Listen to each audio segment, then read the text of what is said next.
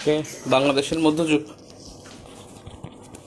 কালকে কালকে এবং আগের ক্লাসে অন্ততপক্ষে মধ্যযুগ সম্পর্কে ক্লিয়ার একটা ধারণা পাইছেন যে কোন সালে কি ঘটছে সেটা। এখন আমরা যেটা দেখব, তাহলে চারটা শাসনামল দেখছি। চারটা শাসনামল, একটা হলো তুর্কি, সুলতানি, আফগানি এবং হলো মুঘল। সবচেয়ে বেশি পড়তে হয় এখানে মুঘল থেকে পরীক্ষায় থাকে। 35তম থেকে 42তম পর্যন্ত মুঘল থেকে বেশি প্রশ্ন আসছে। কিন্তু আমাদের তো ধারাবাহিকতা মেনটেন না করে যাওয়া যাবে না। শেষ সময় যখন আমরা রিভিশনে যাব তখন আমরা কিন্তু ধারাবাহিকভাবে শুধুমাত্র যেগুলো ইম্পর্টেন্ট সেগুলো পড়ব। ঠিক আছে? তো ইনশাল্লাহ আমাদের টার্গেট হলো আগস্ট, সেপ্টেম্বর, অক্টোবরের 2 তারিখের মধ্যে আমরা পুরো প্ল্যানটা আমরা শেষ করবো ইনশাল্লাহ। ঠিক আছে? 2 তারিখের মধ্যে আমরা শেষ করব যাবো। কিন্তু আমাদের ইতিহাসে একটু সময় দেওয়া লাগবে। ইতিহাসে সময় দিতে হবে। হয়তো আমাদের আরেকটা উইকে আমাদের ইতিহাস শেষ হয়ে যাবে। আমাদের ইতিহাসটা শেষ হয়ে গেলে অন্যগুলো আমাদের টানতে বেশি সমস্যা হবে না। বিশেষ করে কৃষি, জনসংখ্যা, তারপরে হলো একটু সংবিধানে একটু সময় লাগবে, কিন্তু সংবিধানে তাও শর্টকাট মেথডে পড়লে বেশি সময় লাগবে না। গতবার তো 41তমতে 40 মিনিটের ক্লাস থেকে 4টা প্রশ্ন আসছিল, মানে সংবিধান থেকে আসছে 4টাই ওখানে কমন ছিল। এটা বিষয় না। তো আসি, তো আমরা এখন যেটা দেখব তুর্কি শাসনামল। না, তুর্কি শাসনামল। তার তুর্কি শাসনামল ছিল 1204 থেকে 1338 পর্যন্ত। তার মানে শুরুতে কি ছিল? শুরুতে ছিল খলজি। সেটা হলো 1204 থেকে 1227 পর্যন্ত। এটা ছিল খলজি রাজবংশ। 1204 থেকে 1227। এরপরে 1227 থেকে 1287 ছিল মামলুক। এখন আমরা এই খলজিটাকে দেখি। তো খলজি রাজবংশের মধ্যে 4 জন শাসক ছিল। এর মধ্যে শাসক ছিল 4 জন। 4 জন শাসক ছিল। একজন ছিল বখতিয়ার খলজির পরে সারানি খলজি ক্ষমতা আসছিল হলো শিরান খলজির পরে ক্ষমতা আসছিল ইওয়াস খলজি। অল্প সময়ের জন্য আসছিল ইওয়াস খলজি, এবং ইওয়াস খলজিকে পরাজিত করে আসছিল আবার হলো আলিমর্দান খলজির পরে আবার আসছে ইওয়াস খলজি ক্ষমতা আসে। খলজির অস্বীকার হবে খলজি। তাহলে দেখেন, বখতিয়ার খলজি আসছেন, তারপরে শিরান খলজি, তারপরে ইওয়াস খলজি, আলিমর্দান খলজি, ইওয়াস খলজি। মানে উনি এসে ওনাকে আবার ক্ষমতাচ্যুত করছিল আলিমর্দানের পরে আবার তিনি ক্ষমতা আসছেন। এর মধ্যে সবচেয়ে বেশি গুরুত্বপূর্ণ যে 2 জন খলজি, একজন বখতিয়ার খলজি আর একজন হলো ইওয়াস খলজি। এই 5 জনের মধ্যে এই 2 জনের শাসনামল সবচেয়ে গুরুত্বপূর্ণ। এই বখতিয়ার খলজি ছিল 1204 থেকে 1206। এক মিনিট। হ্যাঁ আজিজ, আমি ক্লাসে। বলো। হ্যাঁ বলো। বুঝি নাই, আবার বলো।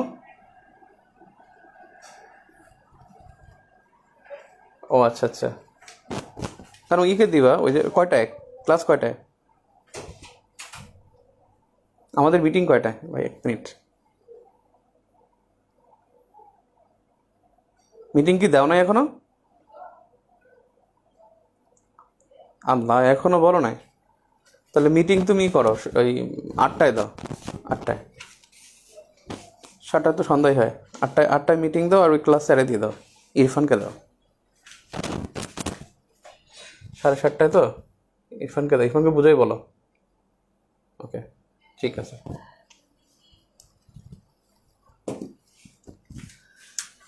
(1204 থেকে 1206 পর্যন্ত ছিল বখতিয়ার খলজি। আর ইওয়াস খলজি, তিনি ছিল 15 বছর ক্ষমতায় ছিল, এবং ইওয়াস খলজি ছিল 1212 থেকে 1227।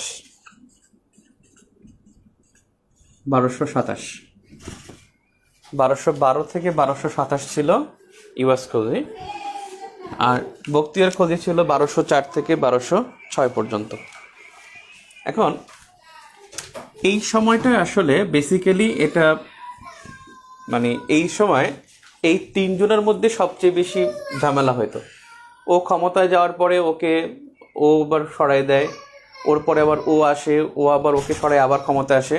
একটা মানে এই সময় দিল্লি সুলতানের অধীনে থাকায় তারা কেউ স্বাধীন ছিল না, অর্থাৎ দিল্লি সুলতানের অধীনে ছিল। এই সময়টা দিল্লি সুলতানের অধীনে ছিল।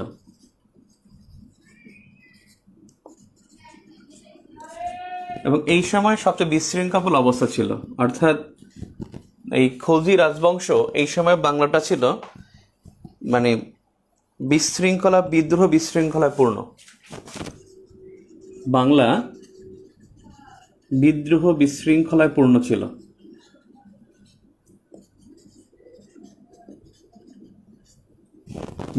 বিশৃঙ্খলায় পূর্ণ ছিল এই সময়টা। এই বিশৃঙ্খলায় পূর্ণ থাকার কারণে একজন ঐতিহাসিক বিশৃঙ্খলার কারণে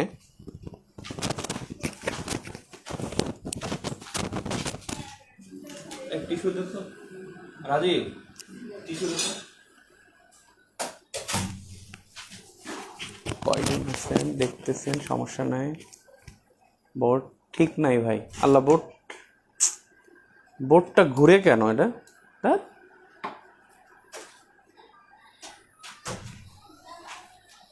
টিস্যু নিয়ে আয়।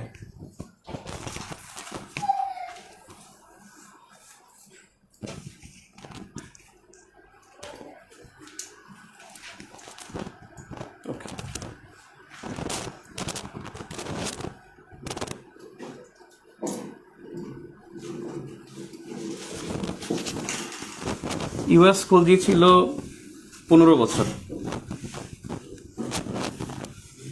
আচ্ছা দেখেন, এই সময় ছিল বাংলা বিশৃঙ্খলায় পূর্ণ ছিল। আর এই জন্য ঐতিহাসিক জিয়াউদ্দিন বারানি এই বাংলাদেশকে বলেছিল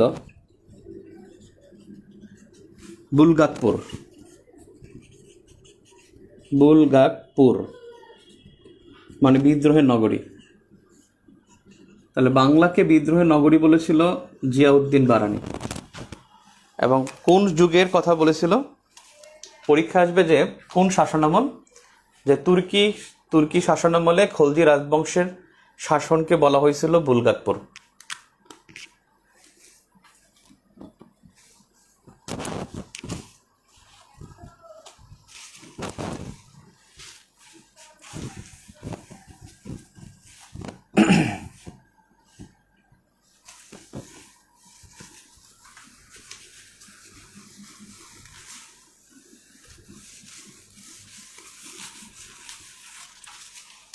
বুলগাকপুর বা বিদ্রোহের নগরী বলেছিল। আচ্ছা, এখানে দেখেন, আমি একটু আগে বলছিলাম যে শিরান খলজি, আর একটা বলছিলাম আমি শিরান খলজির পরে বলছিলাম আলীমর্দান খলজি, লিখেন না আলীমর্দান। এবার বলছিলাম ইউএস খলজি। এই ইউএস খলজিটাই সবচেয়ে বেশি ইম্পর্ট্যান্ট। এই ছিল বখতিয়ারের খুনি, সন্দেহ করা হয় বখতিয়ারের খুনি ছিল, খুনি বলে সন্দেহ। তো এই বখতিয়ারের খুনি বলে সন্দেহ করায় এই খলজি মালিক, এদের হলো খলজি মালিক অর্থাৎ সহযোদ্ধাদের মালিক বলা হয়। তো খলজি মালিক, এই তিনজনের মধ্যে খলজি মালিকরা এই শিরান খলজিকে তারা ইমাম মানে এবং তাকে ইমাম বা আমির মানে। এজন্য তারা শিরান খলজি ক্ষমতায় দেয়। তারপরে ইউএস খলজি ক্ষমতায় আসে, আলীমর্দান তাদেরকে হটায়। এই শিরান খলজি আলীমর্দানকে বন্দি করছিল, বন্দি করে তাকে ভারতে পাঠায় দেয়, দিল্লি চলে যায়, মানে পালায় দিল্লি চলে যায়। এরপরে সে আবার শক্তি সঞ্চয় করে আবার ইউএস খলজিকে পরাজিত করে ক্ষমতায় আসে, আবার ইউএস খলজি আবার তাকে পরাজিত করে ক্ষমতায় আসে। বিষয়টা হচ্ছে যে আমাদের এই শিরান খলজি বা আলীমর্দান খলজি তাদের নাম জানলেই এনাফ। শুধুমাত্র এতটুকু জানবো যে আলীমর্দান খলজি, তিনি সন্দেহ করা হয় বখতিয়ারের খুনি ছিলেন। আলীমর্দান উনি একজন তুর্কি, এখানে যে কয়জন আছে সব কয়জন তুর্কি। আমাদের কাছে গুরুত্বপূর্ণ যে সে হলো বখতিয়ার খলজি আর হলো ইউএস খলজি। আমরা প্রথমে দেখি ইওয়াস খলজিকে। ইওয়াস খলজি, এই ইওয়াস খলজি তিনি কিন্তু একটা নামকরণ করছেন। তার তো ক্ষমতা বললাম 1212 থেকে 1227, এবং এরা কেউ মানে এই খলজিরা কেউ স্বাধীন ছিল না, এরা কেউ স্বাধীন ছিল না, এরা ছিল দিল্লি সুলতানের অধীনে, কিন্তু তারা কেউ স্বাধীন ছিল না। তার মানে ইওয়াস খলজি তিনি একটা নাম ধারণ করছেন, তার নাম গিয়াসউদ্দিন খলজি। গিয়াসউদ্দিন খলজি, গিয়াসউদ্দিন খলজি তিনি নামকরণ করেন। এখন দেখেন, একটুখানি দেখে নেন, এই যে 5 জন বললাম, যে বখতিয়ার, শিরান, আলিমর্দান, ইওয়াজ, সরি 4 জন, আমি দুঃখিত, 4 জন কিন্তু ঘুরে ফিরে হলো 5 বার ক্ষমতা আসছেন। এই বখতিয়ার, শিরান, আলিমর্দান আর হলো ইওয়াজ। এই ইওয়াজ খলজি, এই 4 জন, এদের সময়, বখতিয়ারের সময় আর ইওয়াজের সময় এই 2 জন সুলতানের নাম জানবেন। এই ইওয়াজের সময় দিল্লি সুলতান ছিল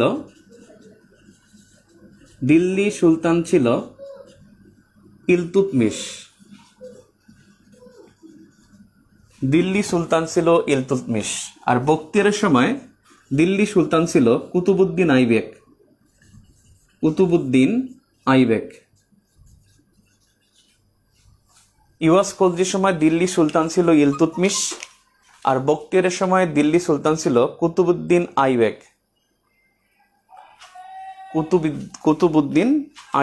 তিনি ছিল বখতিয়ারের সময় দিল্লি সম্রাট, দিল্লি সুলতান। তুর্কিদের রাজা প্রধানকে বলা হতো সুলতান, যেমন সুলতান সুলেমান, শুনেন নাই? হয়তো তুর্কি নেতা। তো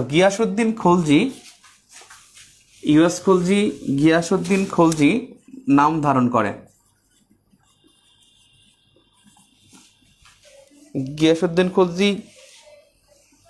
গিয়াসউদ্দিন ইওয়াস খলজি নাম ধারণ করেন। নাম তার ইওয়াস খলজি, কিন্তু গিয়াসউদ্দিন নাম ধারণ করছেন। এই গিয়াসউদ্দিন তার রাজধানী দেবকোট থেকে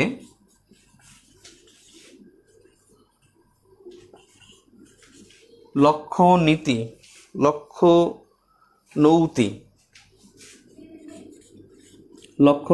যেটা গৌড় আর কি,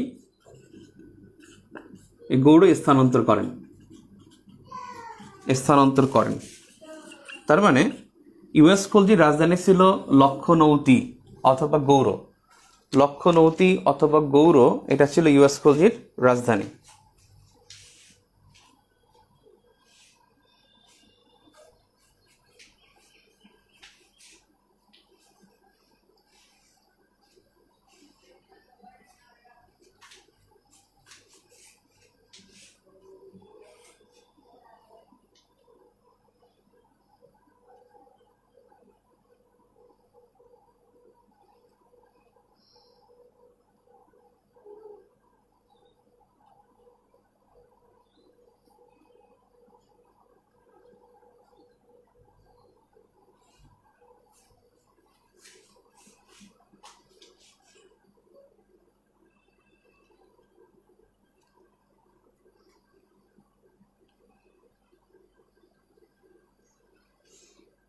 ওকে, এখন একটু দেখি আপনাদের কমেন্ট।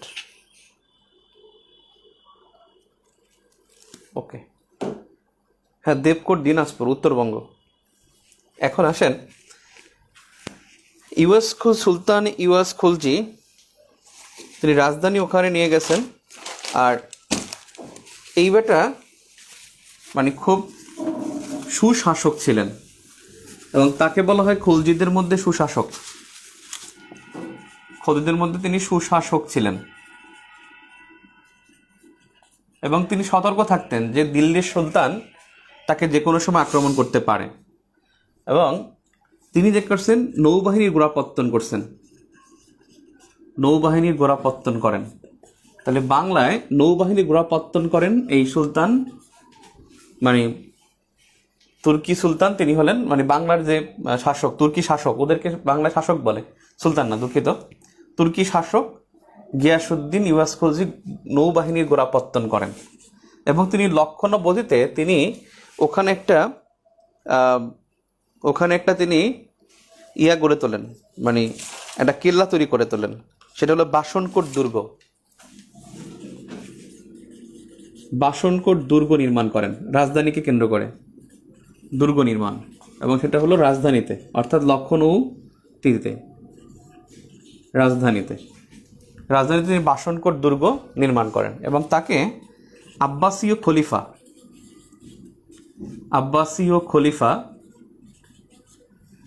খলিফা তার নাম হলো, নামটা মনে রাখতে হবে, আল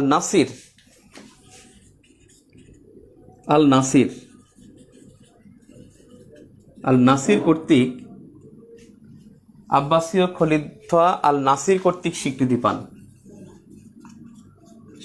পান। আব্বাসীয় খলিফার স্বীকৃতি পাওয়া মানে সে হলো বৈধ শাসক। এই যে স্বীকৃতি, এটা মানে বৈধ সে।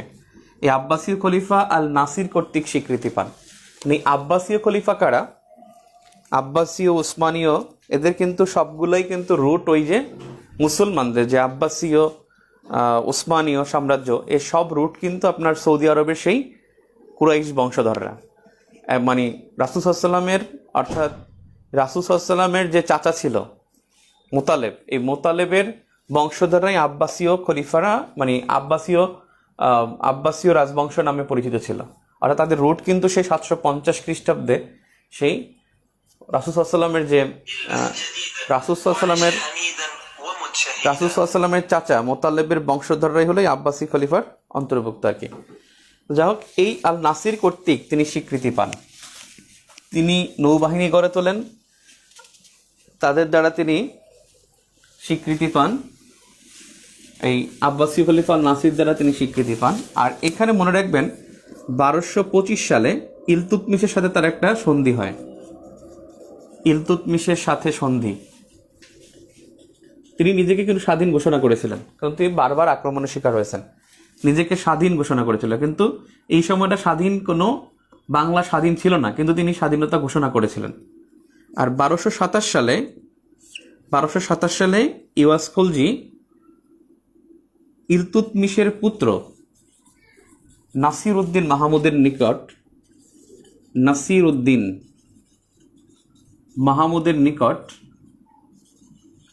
পরাজিত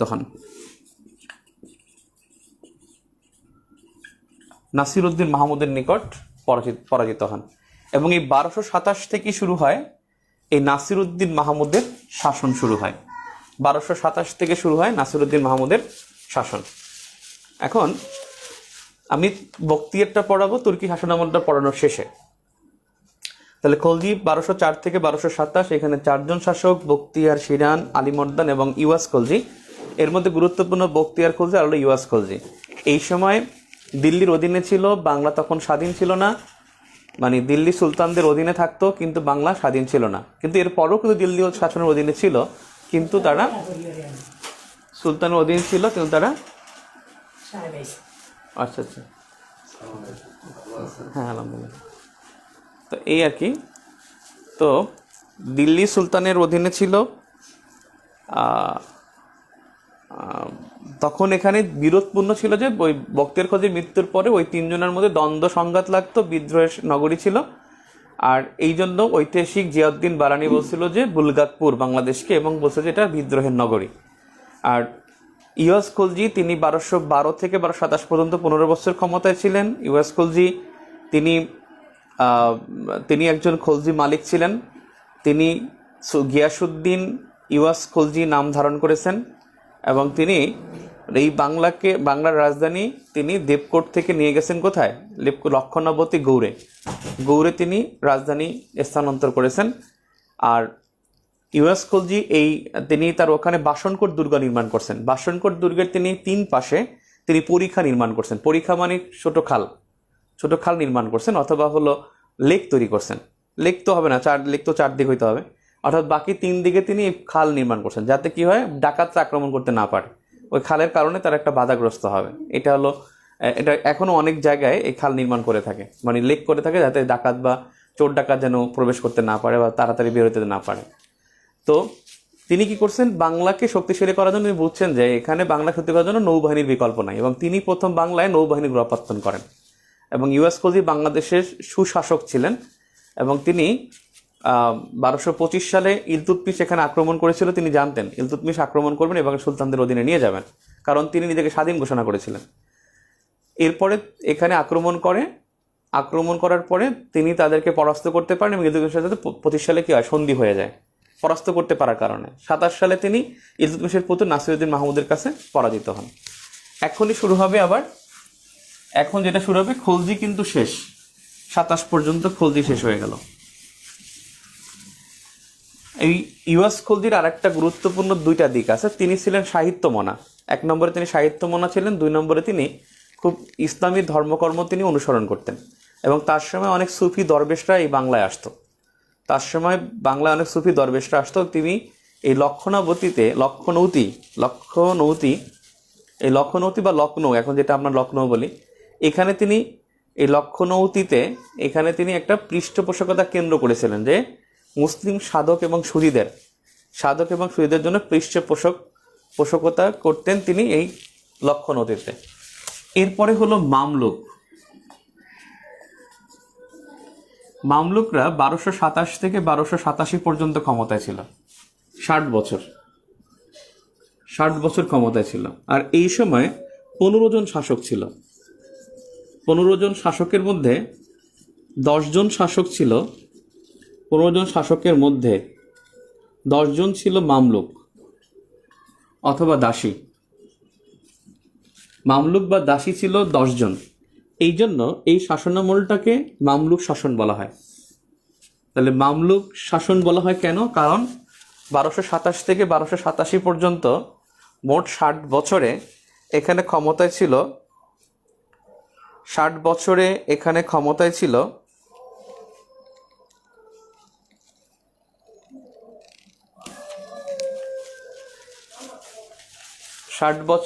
এই শাসনামলটা ছিল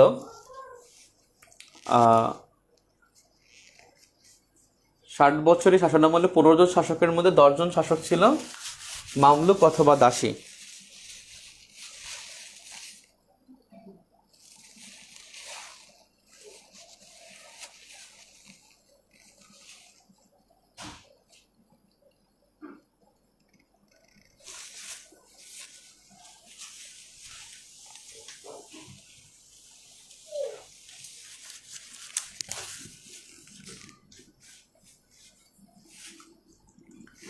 এই মামলুক শাসকের মধ্যে একজন প্রশ্ন করছেন, সৌরভ রঞ্জন দাস খুব ভালো প্রশ্ন করছেন। বখতিয়ার খলজি নদিয়া জয়ের পর লখনৌবতী বা গৌড়ে রাজধানী স্থাপন করেন। এরপর ইউএস খলজি লখনৌতিতে রাজধানী স্থাপন করেন। এরপর ইলতুৎমিশের পুত্র নাসিরউদ্দিন মাহমুদ বঙ্গদেশ আসেন। তাহলে কেন লখনৌতিতে প্রথম তুর্কি শাসনকর্তা বলা হয় নাসিরউদ্দিনকে? লখনৌতিতে প্রথম তুর্কি শাসনকর্তা বলা হয় কারণ আপনার এখানে কারণটা হলো যে সরাসরি দিল্লি সুলতানের প্রতিনিধি এখানে আসছেন। বখতিয়ার খলজি কিন্তু দিল্লি সুলতান পাঠান নাই। কুতুবউদ্দিন আইবেক তিনি কিন্তু তাকে বখতিয়ার খলজিকে পাঠায় না যে তুমি বাংলা দখল করো। বখতিয়ার খলজির ইতিহাসটা বলতে হয়। বখতিয়ার খলজির কথাটাকে শুনে নেই। তিনি কিন্তু আফগানিস্তানে তার জন্ম, তার বংশ হলো খলজি, এবং তিনি একজন পেশায় ছিল সৈনিক। তিনি সৈনিকের জন্য অনেক জায়গায় ইন্টারভিউ দেন, কিন্তু তিনি ছিলেন খাটো এবং হাত ছিল তার লম্বা, অ্যাডলফ হিটলারের মতো, এবং এরা খুব একটু কুটিল হয়। হাত লম্বা ছিল এবং তার হাঁটুর নিচে হাত পড়তো, মানে হাত আমাদের সাধারণত হাঁটুর নিচে হাত পড়ে না, তার হাঁটুর নিচে হাত পড়তো, মানে হাঁটু পর্যন্ত হাত পড়তো। হাত লম্বা ছিল কিন্তু খাটো ছিল, এই জন্য তাকে সৈনিক হিসেবে গ্রহণ করেন, এবং তিনি খুব জিদি ছিলেন এবং তিনি যে হোক এটাকে জয় করবেন। 1193 থেকে 95 সালে তিনি কিন্তু বিহার আক্রমণ করেন, এবং বিহার আক্রমণ করে তিনি বিহারের অনেকগুলো বৌদ্ধ বিহার তিনি দখল করে ফেলেন। এবং সেখানে কিন্তু আপনি জানেন যে নালন্দা বিশ্ববিদ্যালয় কিন্তু 1193 সালে বন্ধ হয়ে যায়। এই নালন্দা বিহার বা নালন্দা বিশ্ববিদ্যালয় কিন্তু বেসিক্যালি বিহার মানে শিক্ষা প্রতিষ্ঠান। বিহার মানে যেখানে বৌদ্ধ ধর্মদের শিক্ষা দেওয়া হয়, শিক্ষা প্রতিষ্ঠান। বিহার মানে এখানে এটা একটা শিক্ষার কেন্দ্র। তিনি নালন্দা বিহার বা নালন্দা বিশ্ববিদ্যালয় তিনি বন্ধ করে দেন, 1193 সালে ধ্বংস করে দেন। এবং তিনি কিন্তু 1203 সালে বিহার আক্রমণ করে প্রচুর ধন সম্পদ নিয়ে কুতুবউদ্দিন আইবেকের কাছে যায়। কুতুবউদ্দিন আইবে তার প্রতি সন্তুষ্ট হয় এবং তাকে একটা চাকুরি দেন। এবং সেখান থেকে তিনি কিন্তু কুতুবউদ্দিন আইবেক বলে নাই যে তুমি বাংলা দখল করে আমাকে অন্তর্ভুক্ত করে দাও। সে কিন্তু এখানে এসে কুতুবউদ্দিন আইবেককে খালি পরামর্শ দিয়েছেন যে উত্তর পশ্চিম বাংলাকে আক্রমণ করা যায়। তারপরে তিনি এখানে আক্রমণ করে লক্ষণ সেনকে পরাজিত করতে আসেন। লক্ষণ সেনের রাজধানী ছিল দুইটা, একটা ছিল নদিয়া আর একটা ছিল হলো লক্ষণাতি বা গৌড়। একটা গৌড় ছিল, একটা ছিল নদিয়া। এবং তিনি কিন্তু দিল্লি থেকে আসছেন, ঝাড়খণ্ড হয়ে আসে। ঝাড়খণ্ড থেকে এসে তিনি কি করছেন, তিনি ঝাড়খণ্ড হয়ে এসে নদিয়া দখল করছেন। এবং নদিয়া লক্ষণ সেন নদিয়া থেকে পালাইয়া পূর্ববঙ্গে এসে মানে পূর্বাঞ্চলে এসে তিনি মুন্সিগঞ্জে আশ্রয় নিয়েছিলেন এবং তার সন্তান সন্ততি এখানে শাসন করছে। তার সন্তান এবং পুত্র এবং নাতিরা তারা শাসন করেছে। এবং ওখানে বলা আছে কিন্তু সে সমগ্র বাংলা জয় করতে পারে না। সমগ্র বাংলা জয় করতে পারছে নাসিরউদ্দিন মাহমুদ শাহ। এই জন্য নাসিরউদ্দিন মাহমুদ শাহ প্রথম তুর্কি শাসক। বাংলায় প্রথম তুর্কি শাসক নাসিরউদ্দিন মাহমুদ শাহকে বলতে হয়। এবং তিনি পুরোপুরি দিল্লি সুলতানের প্রতিনিধি। তিনি দিল্লি সুলতানের পুরোপুরি প্রতিনিধি। আর বখতিয়ার খলজি কিন্তু পুরোপুরি দিল্লি সুলতানের প্রতিনিধি না। তিনি দখল করেছেন এসে লক্ষণ সেনকে পরাজিত করে।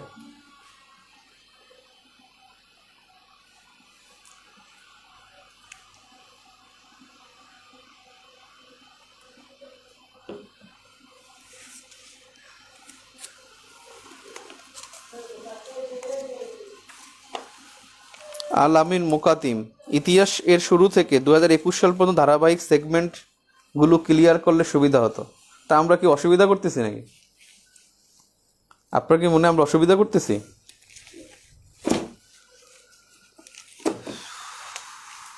আমরা তো ওই পর্যন্তই যাচ্ছি,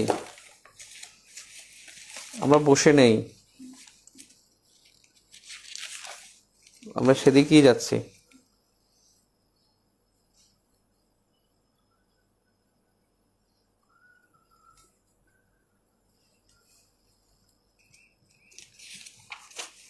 এখানে একটা বিষয় ক্লিয়ার হওয়া দরকার আপনাদের। লক্ষণ সেনের যেমন দুইটা রাজধানী ছিল, ঠিক তেমনি বখতিয়ার খলজিরও দুইটা রাজধানী ছিল। তিনি শুরুতে লক্ষণাদিতে রাজধানী স্থাপন করেছেন। তারপরে শেষ বয়সে কিন্তু তিনি এসে, শেষ বয়স কি ছিল 2 বছর, 1204 থেকে 6 পর্যন্ত তিনি ছিলেন। অর্থাৎ 1206 শেষের দিকে এসে তিনি দেবকোটে রাজধানী স্থাপন করেছিলেন। দেবকোট হলো বর্তমানে দিনাজপুর, এটা দেবকোট ছিল। আর তিনি কিন্তু সমগ্র বাংলা জয় করতে পারেন নাই, শুধু উত্তর ও উত্তর পশ্চিমাঞ্চল জয় করেছিলেন। উত্তর ও উত্তর পশ্চিমাঞ্চল জয় করেছিলেন।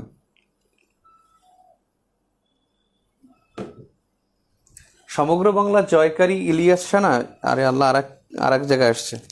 সমগ্র বাংলা জয়কারী ইলিয়াস শাহ না, বিষয়টা হয়েছে বাংলার মধ্যে তখন বাংলার নাম ছিল লক্ষণাতীত, আর চট্টগ্রাম আলাদা ছিল। চট্টগ্রামকে জয় করেছিল ফখরুদ্দিন মোবারক শাহ।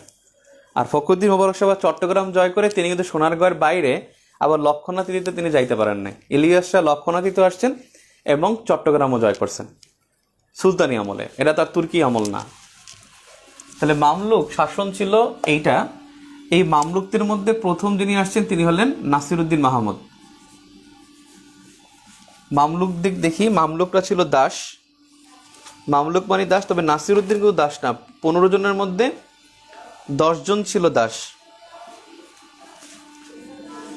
1227 থেকে 1236 এই সময় ছিল নাসিরউদ্দিন মাহমুদ।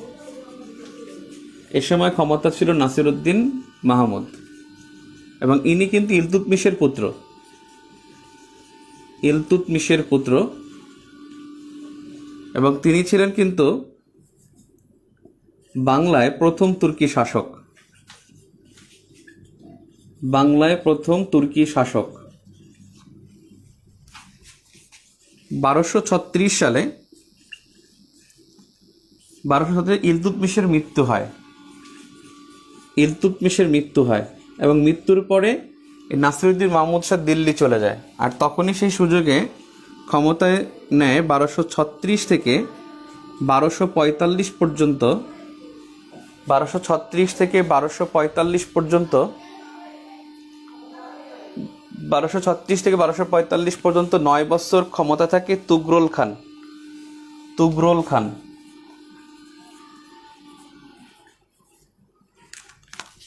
1236 থেকে 1245 পর্যন্ত ক্ষমতায় থাকেন তুগরুল খান। তাহলে প্রথম তুর্কি শাসক বললে, বাংলায় প্রথম তুর্কি শাসক বললে হবে নাসিরউদ্দিন মাহমুদ।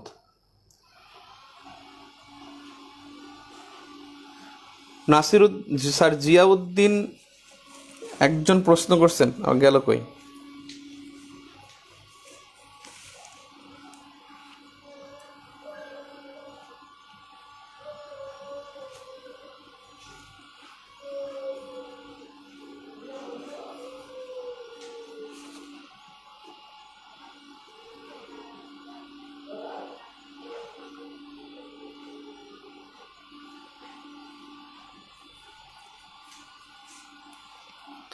প্রশ্ন করছেন যে নাসিরউদ্দিন বারানি তিনি যে বাংলাকে বলছেন বুলগাকপুর, তা তিনি কখন বলছিলেন? আসলে তিনি তো ঐতিহাসিক, তিনি তার লেখার মধ্যে বলছেন ওই সময়কালটা, অর্থাৎ খলজির তুর্কি শাসনামলের খলজিরা বংশের শাসনকে তিনি বলছেন যেটা বুলগাকপুর। এটা তিনি ওই সময় বলেন নাই, পরে বলছেন। কথা বলছেন, এই ঐতিহাসিকরা তো দেখে বলে যে ওইটা আসলে এইটা ছিল। ডক্টর মোহাম্মদ শহীদুল্লাহ কি চর্যাপদের সময় জীবিত ছিল? তাহলে ডক্টর মোহাম্মদ শহীদুল্লাহ তিনি চর্যাপদ সম্পর্কে বলে গেছেন না? সুনীতি কুমার চট্টোপাধ্যায় চর্যাপদ সম্পর্কে বলছেন না, কিন্তু 500-600 বছর আগে। এবং তারা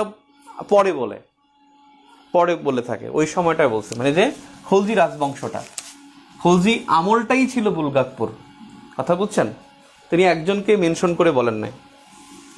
তুগরুল খান ক্ষমতায় আসে। তুগরুল খানের যদি বলেন তার তেমন কোনো অবদান বলা যায় না, তবে একটা বিষয়, তুগরুল খান আর তুগরিল খান এই দুইজন কিন্তু আলাদা। আমাদের জন্য গুরুত্বপূর্ণ যিনি, তিনি হলেন তুগরিল খান। তুগরিল খানটা গুরুত্বপূর্ণ, এবং ইনি আনুমানিক 1270 থেকে 1281 পর্যন্ত ক্ষমতায় ছিলেন।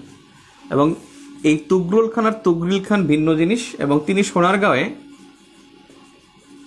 সোনারগাঁয়ে নারিকেল কেল্লা করেন, মানে সোনারগাঁয়ে নারকিল্লা দুর্গ করেন, নারকিল্লা দুর্গ করেন। তাহলে দেখছি যে একটাকে দেখলাম বাসনকোট দুর্গ। আপনাদের যেটা একটা বিষয় বলি, যদি ইতিহাস কঠিন লাগে, প্রাচীন আমল এবং মধ্যযুগ যদি কঠিন লাগে তাহলে স্কিপ করতে পারেন, কিন্তু ধরাও খেতে পারেন। গতবার কিন্তু ইতিহাস থেকে 14টা প্রশ্ন দিয়েছে। এখন আপনার হুট করে যদি 20টা কোশ্চেনও দেয়, আপনি পিএসসি কারো যার মুখাপেক্ষী না, সিলেবাস ফলো করবে বলে না করলেন না, আপনি কি করবেন? কিছু করবে না। সেটা দল দিবে, সে ঘুরবে, সে যা ইচ্ছা তাই করবে, আপনি কিছু করতে পারবেন না। ঠিক আছে? তার মানে কোশ্চেন কিন্তু কোন জায়গা দিয়ে করতে পারে তার কিন্তু নিশ্চয়তা নাই। কারণ আমাদের 41তম একটা শিক্ষা ছিল। সোনারগাঁয়ে নারকিল্লা দুর্গ করেন এবং তুগরিল খান আরেকটা কিছু করেন, তিনি হলেন মামলুক তুর্কিদের মধ্যে সর্বশ্রেষ্ঠ ছিলেন।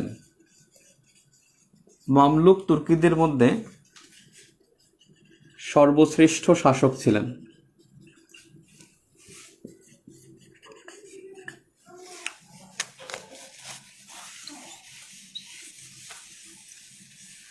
মামলুক তুর্কিদের মধ্যে সর্বশ্রেষ্ঠ শাসক ছিলেন তুগরিল খান। তিনি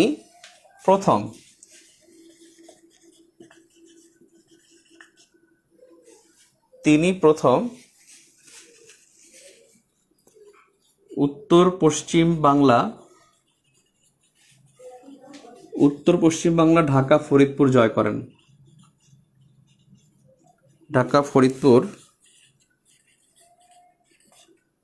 করেন। সোনারগাঁয়ে নারকিল্লা দুর্গ করেন। মামলুক শাসকদের মধ্যে তিনি ছিলেন সর্বশ্রেষ্ঠ। তুগরিল খান, নট তুগরুল খান, তুগরুল খান ছিল আগে, তুগরিল খান ছিলেন পরে। এবং তার একটা উপাধি ছিল, তুগরিল খানের উপাধি মুগিস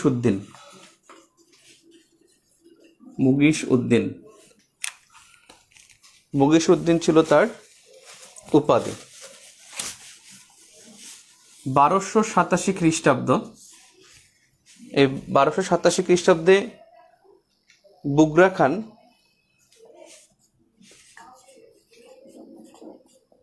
খান নাসিরউদ্দিন মাহমুদ শাহ নাম নেন। বুগরা খান নাসিরউদ্দিন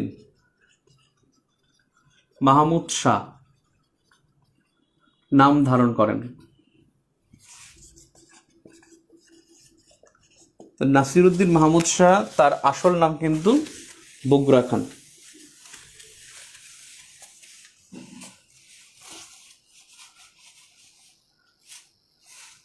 এবং এই বগুড়া খান তিনি কিন্তু দিল্লি সম্রাট কর্তৃক ক্ষমতাচ্যুত হন।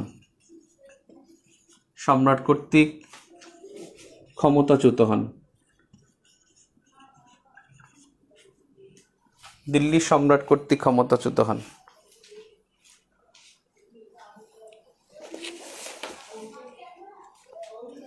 এরপরে সরাসরি যেটা হয়, দিল্লি সম্রাট কর্তৃক এই 87 সালের পর থেকে সরাসরি দিল্লি সম্রাট কর্তৃক পরিচালিত হয়।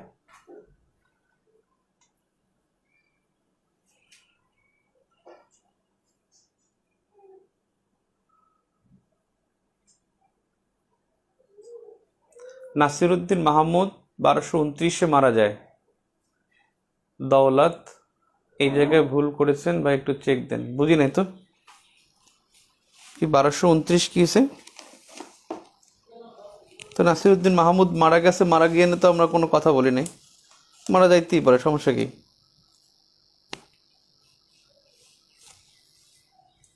নাসিরউদ্দিন মাহমুদ মারা গেছে তো কি হয়েছে? আমরা কি এখানে কি করছি? আমরা নাসিরউদ্দিন মাহমুদ নিয়ে কিছু বলছি যে তিনি মারা গেছেন? এখন আবার এই জায়গায় দেখা যায় না। নাসিরউদ্দিন মাহমুদ 1229-এ মারা যায়, তখন দৌলত শাহ ক্ষমতায় যান। এই জায়গায় ভুল করছি, কি ভুল করছি?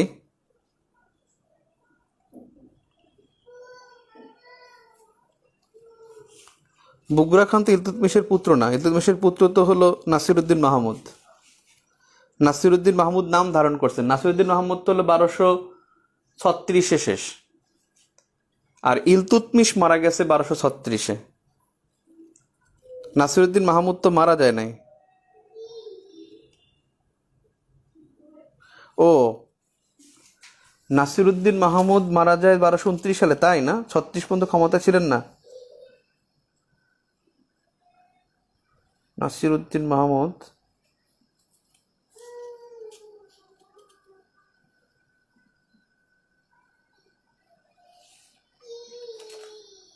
কোন জায়গায় রাখলাম?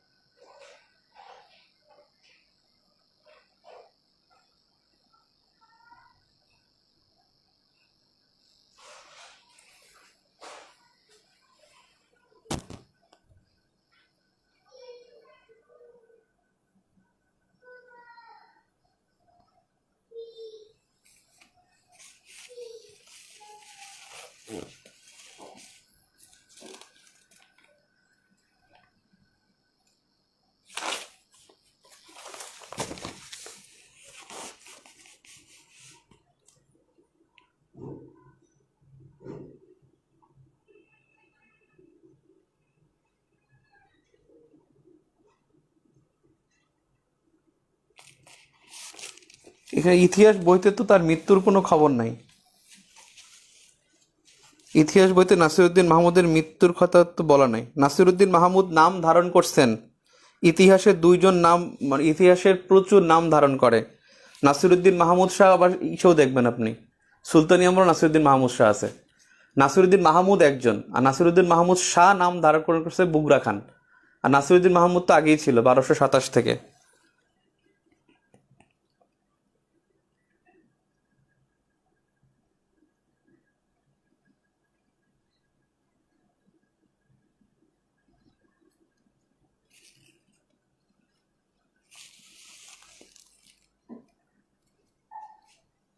নাসিরউদ্দিন মাহমুদ শাহ উনি 1229 সালে মারা গেছেন, ইতিহাস বইতে এরকম কিছু লেখা নাই।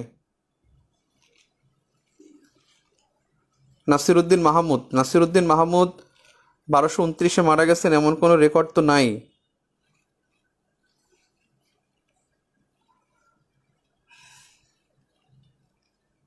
1229 সালে নাসিরউদ্দিন মাহমুদ মারা গেছে এমন রেকর্ড এখানে নাই। এখানে যদি দেখেন আপনি এখানে বাংলা পিডিয়া লেখা আছে 1266-তে মারা যান।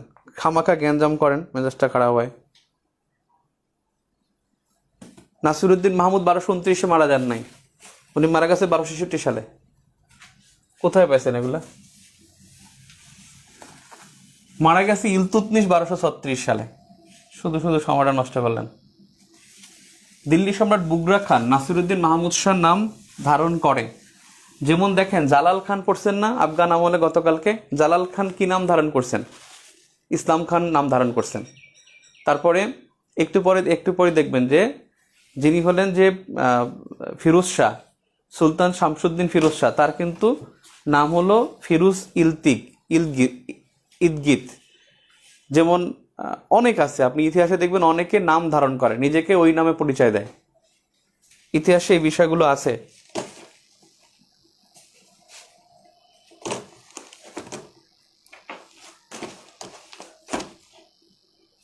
কি বলছে যে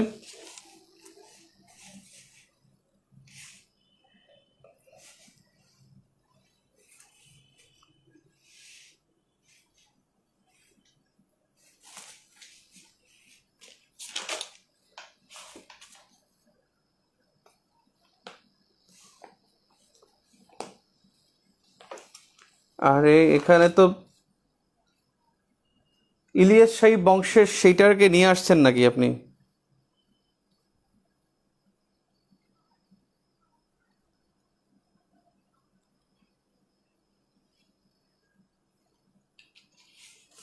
একষট্টি পৃষ্ঠা লাস্ট প্যারার আগের প্যারায় আছে। 61 পৃষ্ঠার লাস্ট প্যারার আগের প্যারা তো হলো আপনার এটা তো সুলতানি আমলের নাসিরুদ্দিন। আমার বলতে তো সুলতানি আমল।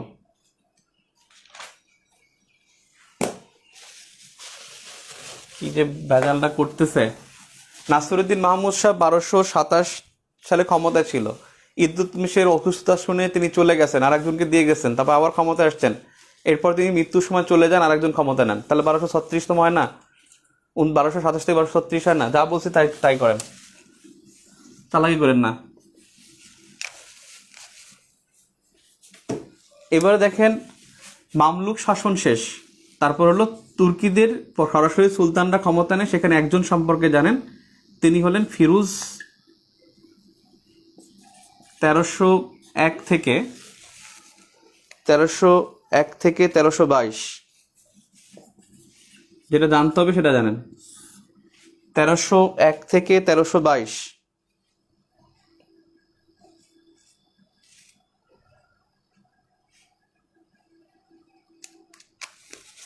আচ্ছা, নতুন ইতিহাস বই আমি পুরানটা পড়াচ্ছি, নতুনটাও আছে আমার কাছে বই।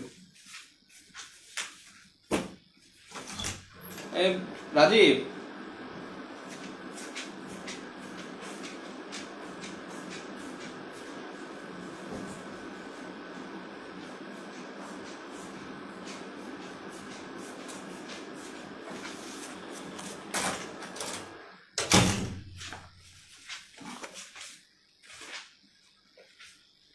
বলেন 61 পেজের কোথায় লেখা আছে?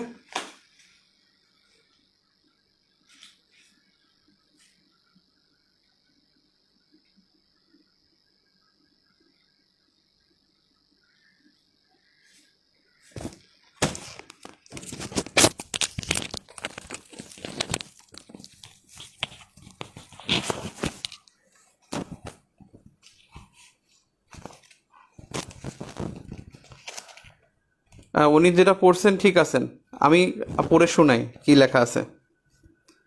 যে তুর্কি শাসকদের সময় দিল্লিতে অভ্যন্তরীণ গোলযোগ চলছিল, সুতরাং বাংলার মতো দূরবর্তী প্রদেশের দিকে সুলতানদের মনোযোগ দেওয়ার সুযোগ ছিল না। পরিণামে বাংলার তুর্কি শাসকরা না অনেকটা স্বাধীনভাবে দেশ পরিচালনা করতেন। 1229 খ্রিস্টাব্দে নাসিরুদ্দিন মাহমুদ মৃত্যুবরণ করলে অল্প সময়ের জন্য বাংলায় ক্ষমতা আসেন দৌলত শাহ বিন মওদুদ।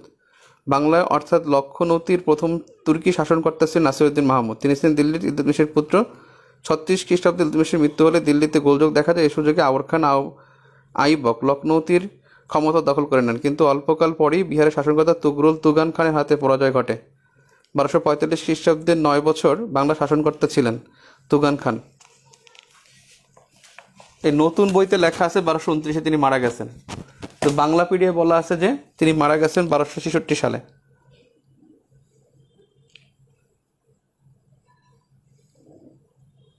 শালার বাংলা পিডিএ।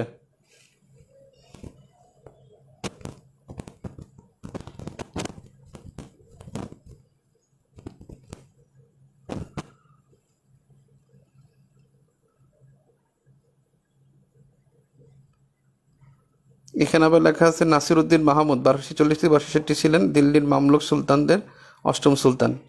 বললাম না তিনি চলে গেছেন দিল্লিতে, কোনো জায়গায় লেখা নাই। আচ্ছা, আমার আগের ইতিহাস বইতে কি লেখা আছে সেটা পড়ি, শোনেন। আগের ইতিহাস বই, এটার আগেরটা হলো 17 সালেরটা, আর আমি আগে যেটা পড়ছি 19 সালেরটা। ইতিহাস বইতে লেখা আছে এই রকমের, মামলুকটাই পড়ি পুরোটা।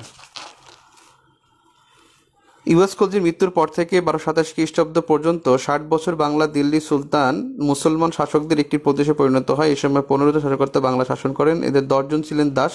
দাসদের মামলুক বলা হয়। এ কারণে 60 বছরের বাংলা শাসনকে অনেকে দাস শাসন বা মামলুক শাসন বলে অভিহিত করেন। কিন্তু এ যুগের 15 জন শাসকের সকলেই তুর্কি বংশের ছিলেন। তুর্কি শাসকদের সময় দিল্লিতে অভ্যন্তরীণ গোলযোগ চলছিল, সুতরাং বাংলার মতো দূরবর্তী প্রদেশের দিকে সুলতানদের মনোযোগ দেওয়ার সুযোগ ছিল না। পরিণতিতে বাংলা তুর্কি শাসকরা অনেকটা স্বাধীনভাবে দেশ পরিচালনা করতেন। বাংলার অর্থাৎ লখনৌতির প্রথম তুর্কি শাসককর্তা ছিলেন নাসিরউদ্দিন মাহমুদ। তিনি ছিলেন বাংলার সুলতান ইলতুৎমিশের পুত্র। 1236 খ্রিস্টাব্দে সুলতান ইলতুৎমিশের মৃত্যু হলে দিল্লিতে গোলযোগ দেখা যায়। এই সুযোগে আওয়ার খান আইবক লখনৌতির ক্ষমতা দখল করে নেন, কিন্তু অল্পকাল পরই বিহার শাসককর্তা তুগান খানের হাতে তার পরাজয় ঘটে। তুগান খান 1245 খ্রিস্টাব্দ পর্যন্ত 9 বছর বাংলা শাসনকর্তা ছিলেন। আর আপনি যদি, এখানে কিন্তু লেখাই নাই সে কবে মরছে, কিচ্ছু লেখা নাই, এখানে লেখা নাই কিচ্ছু। এটার আবার পরে দেখি। 36 ইলতুৎমিশের মৃত্যু হলে দিল্লিতে চলে যান। 35 খ্রিস্টাব্দ 9 বছর বাংলা শাসন করতে ছিলেন। 2 বছর ক্ষমতায় ছিলেন। 1247-1251 খ্রিস্টাব্দ মধ্যে বাংলা শাসন করেন জালালউদ্দিন মাসুদ জানি। তিনি লখনৌতে শান্তি পরিচালনা করেন মগিসউদ্দিন খান। আচ্ছা, বাংলা পিডিএ কি লেখছে এটা দেখিলে। নাসিরউদ্দিন মাহমুদ তুর্কি,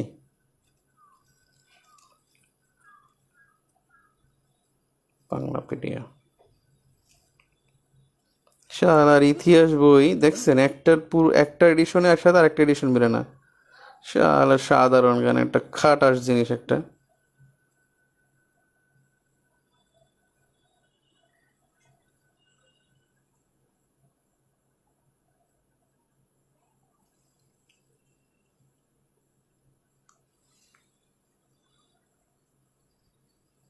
বাংলা পিডিএ নাসিরউদ্দিন মাহমুদ।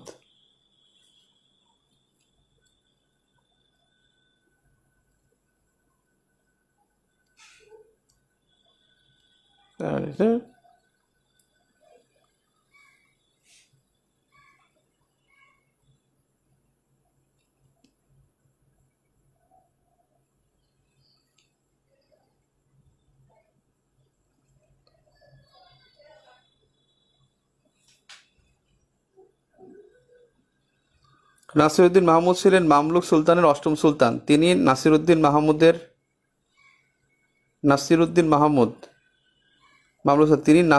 মাহমুদের পুত্র ও সুলতান ইলতুৎমিশের পুত্র ছিলেন। ইলতুৎমিশ তাকে তার নাম প্রদান করেছিলেন আলাউদ্দিন মাসুদ। ওরে ভাই, মানে নাসিরউদ্দিনের পোলার নামও নাসিরউদ্দিন, বুঝছেন?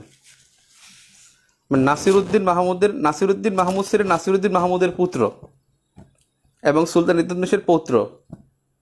তার মানে নাসিরউদ্দিন মাহমুদের পুত্র নাসিরউদ্দিন। নতুন বইতে আবার এটা ক্লিয়ার করে দিয়েছে। ওকে, থ্যাংক ইউ। আপনি ওখানে ওই নাসিরউদ্দিন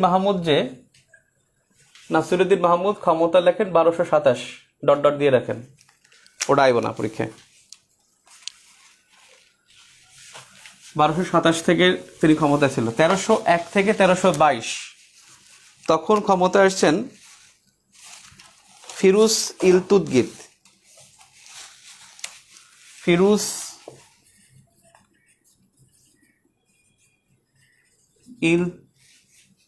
স্পেলিং যে কি, ফিরুজ ইদগিত। এবং ফিরুজ ইদগিত তিনি শামসুদ্দিন ফিরোজ শাহ নাম ধারণ করেন। নাম ধারণ করেন শামসুদ্দিন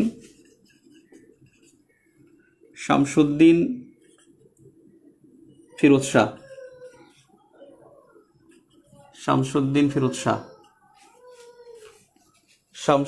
ফিরোজ শাহ নাম ধারণ করেন এবং তার সময়ে 1303 সালে বাংলায় আসেন হযরত শাহজালাল। শাহজালালের জন্ম হলো 1271 সালে, তার জন্ম হলো 1271, আর শাহজালালের মৃত্যু খুব সম্ভবত 1366 সম্ভবত। 1271 সালে তার জন্ম ছিল, তার মৃত্যু ছিল 1346। তার সময় বাংলা আসেন হযরত শাহজালাল। হযরত শাহজালাল সম্পর্কে একটু জানতে হবে। হযরত শাহজালাল মানে ধারণা করা হয় তিনি ইয়েমেন থেকে আসছেন। ইয়েমেন থেকে 360 জন আউলিয়া নিয়ে এসেছেন। ইয়েমেন থেকে 360 জন আউলিয়া নিয়ে এসেছেন। ইয়েমেন থেকে ধারণা করার কারণ হলো তার সমাধিতে লেখা আছে, সমাধি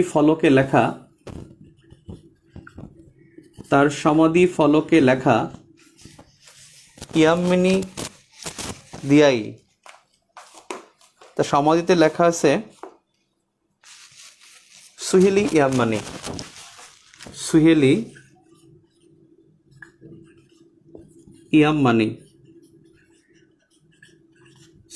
ইয়াম্মানি। এর জন্য ধারণা করা হয় তিনি ইয়েমেন থেকে আসছেন। এই হযরত শাহজালাল তার আরো কয়েকটা নাম আছে, যেমন তাবরিজি নামে সম্বোধন করেন ইবনে বতুতা। তাবরিজি নামে সম্বোধন করেন ইবনে বতুতা। তার আরো একটা নাম আছে, সেটা হলো মুজাররদ। তার একটা নাম হলো মুজাররদ, একটা তাবরিজি। তিনি আসছেন ইয়েমেন থেকে। তার আরো একটা নাম আছে, সেটা হলো কুনিয়াই। তাহলে কুনিয়াই নাম তার একটা পরিচয়, মুজাররদ একটা নাম পরিচয়, আর তাবরিজি নামে সম্বোধন করত ইবনে বতুতা। আর তার সমাধির নাম হলো সুহেলি ইয়াম্মানি। 360 জন আউলিয়া নিয়ে ইয়েমেন থেকে বাংলায় তিনি আসছেন এবং তিনি এই সময় বাংলায় আসছে 1346 সালে। তার সাথে দেখা করেন ইবনে বতুতা, যিনি আসছেন মরক্কো থেকে আসেন ইবনে বতুতা।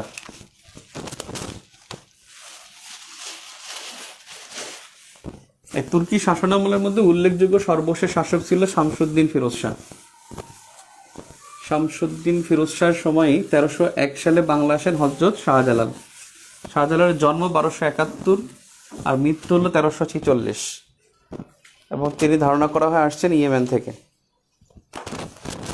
আর বখতিয়ার খলজি সম্পর্কে আলোচনা। এখানে এই তো বাংলাদেশের পশ্চিম দিকটা, এখানে আমাদের এই যশোরের নিকট এই জায়গায় ছিল নদিয়া, আর এখানে হলো চাঁপাইনবাবগঞ্জের পাশে এখানে গৌর বা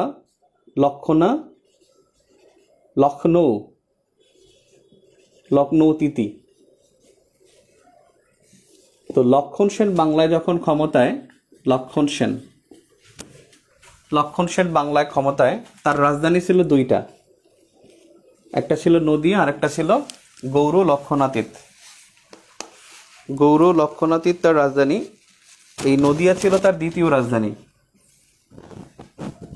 রাজধানী ছিল নদিয়া। তো বখতিয়ার খলজি এর জন্ম হলো আফগানিস্তান,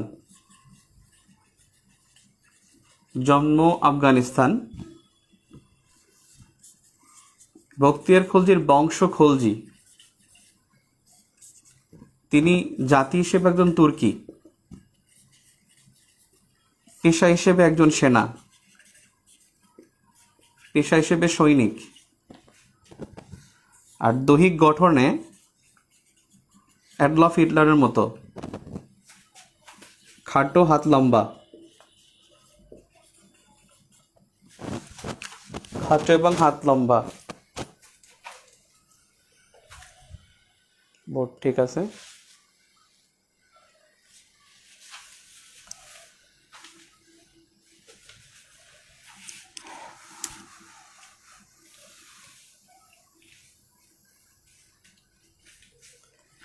এগারোশো তিরানব্বই সালে নালন্দা বিহার ধ্বংস, নালন্দা বিশ্ববিদ্যালয় ধ্বংস করেন। এটা আনুমানিক সাল, তিনি ধ্বংস করেন 1193 সালে। 1195 সালে তিনি গজনি আসেন। 1195 সালে তিনি গজনি আসেন। 1203 সালে বিহার জয় করেন। বিহার জয় 1203 সালে বিহার জয়। 1193 নালন্দা বিশ্ববিদ্যালয় ধ্বংস, 1195 গজনি আসেন, 1203 সালে বিহার জয় করেন, 1204 সালে বাংলা জয় করেন। বাংলা জয় অর্থাৎ বাংলার উত্তর ও উত্তর পশ্চিমাংশ, উত্তর ও উত্তর পশ্চিমাংশ অর্থাৎ বরেন্দ্র পর্যন্ত জয় করেন। বরেন্দ্র পর্যন্ত জয় করছেন। বরেন্দ্র ভূমির মধ্যে কিন্তু দিনাজপুরের দেবকোট ওই অঞ্চল ছিল।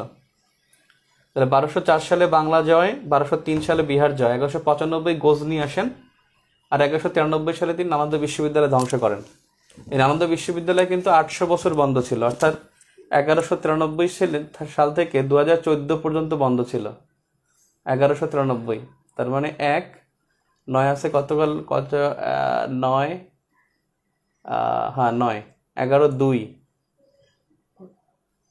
তাহলে 821 বছর পর চালু হয়েছে। নালন্দা বিশ্ববিদ্যালয় 2014 সালে চালু হয়, 821 বছর পর। নালন্দা বিশ্ববিদ্যালয় কিন্তু এখন আবার চালু হয়েছে 2014 সালে সেপ্টেম্বর 1 তারিখে।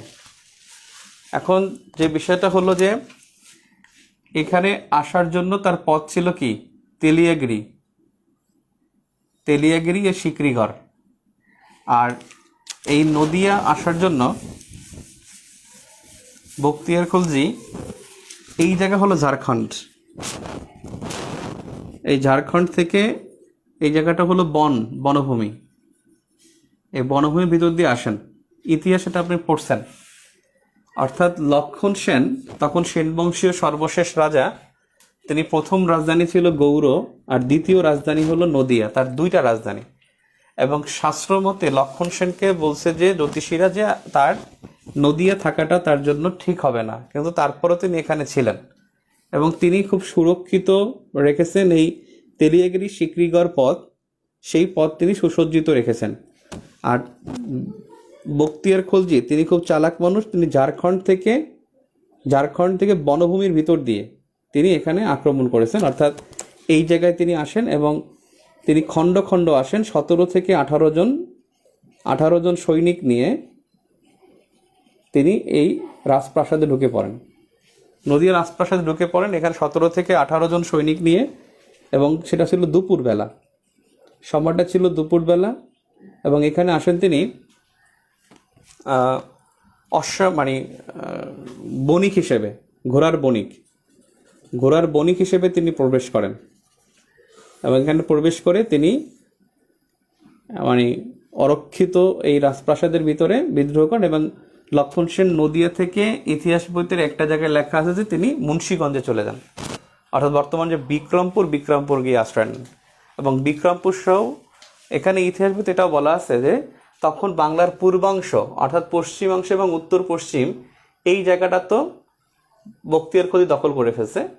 আর পূর্বাংশ অর্থাৎ ওই বিক্রমপুর কি পূর্বাংশ বলছে, বিক্রমপুর এই অঞ্চলে তখন সেন বংশীয় রাজারা আরও কিছুদিন ক্ষমতা রেখেছিল।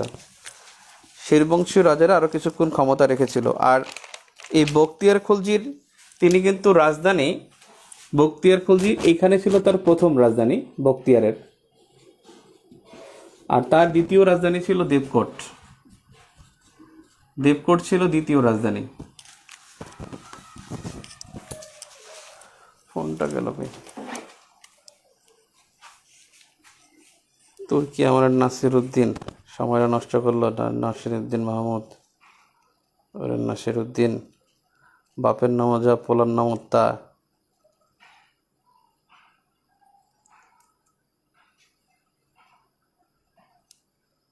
দেখি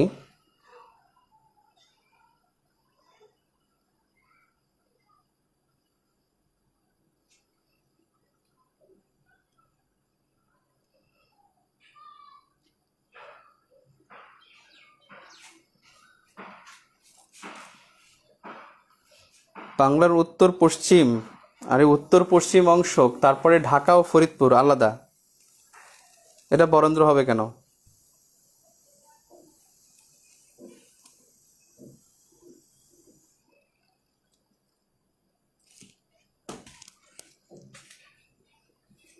বখতিয়ার খলজিটা, এটা ইতিহাসে সবাই আমরা জানি, এই জন্য এটা আমি শেষে পড়াইলাম। এটা ইতিহাসে সবাই জানা বখতিয়ার খলজি কি, কোথায় কি সেটা, কিন্তু আমাদের পরের পরের তথ্যগুলো অস্পষ্ট। আর বখতিয়ার খলজির কথা একেবারে সহজ, সবাই জানে যে বখতিয়ার খলজি 1204 সালে বাংলা আক্রমণ করছেন, এই সেই, এই জন্য এটা পরে দেখাইলাম।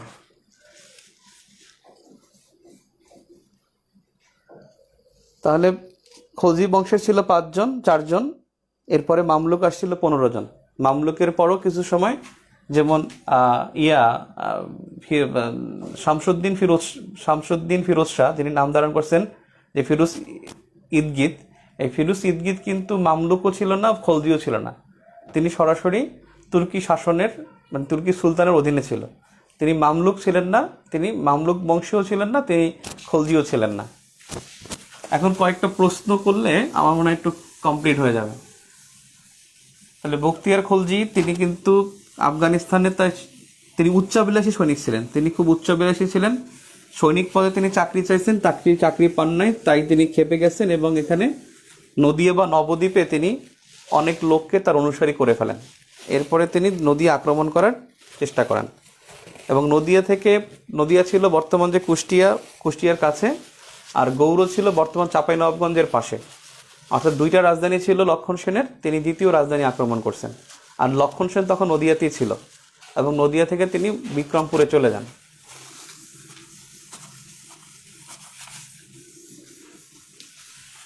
এখন প্রশ্ন হলো,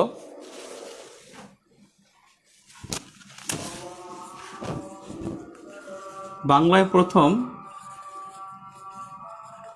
তুর্কি শাসক, বাংলায় প্রথম তুর্কি শাসক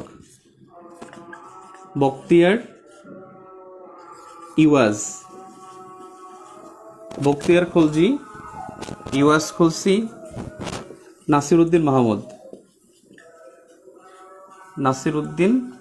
মাহমুদ। বাংলার প্রথম তুর্কি শাসক সেটা হবে নাসিরউদ্দিন মাহমুদ। আর তুর্কি আগমনকারী বললে হবে, বাংলায় প্রথম তুর্কি আগমনকারী সেটা হবে বখতিয়ার খলজি। তাহলে বখতিয়ার খলজি তুর্কি আগমনকারী, আর নাসিরউদ্দিন মাহমুদ হলো তুর্কি শাসক। তাহলে ইওয়াজ খলজি কি? ইওয়াজ খলজি হলো খলজিদের মধ্যে সুশাসক। খলজিদের মধ্যে সুশাসক ছিল ইওয়াজ খলজি। আর তুগরিল খান ছিল মামলুকদের মধ্যে শ্রেষ্ঠ। মামলুকদের মধ্যে শ্রেষ্ঠ ছিল তুগরিল খান।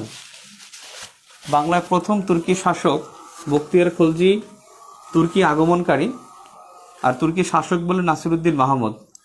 আর ইওয়াজ খলজি তিনি ছিল খলজিদের মধ্যে সুশাসক, আর মামলুকদের মধ্যে শ্রেষ্ঠ ছিল তুগরিল খান।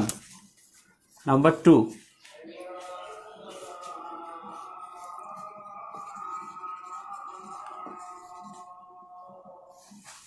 নাম্বার 2, গিয়াসউদ্দিন গিয়াসউদ্দিন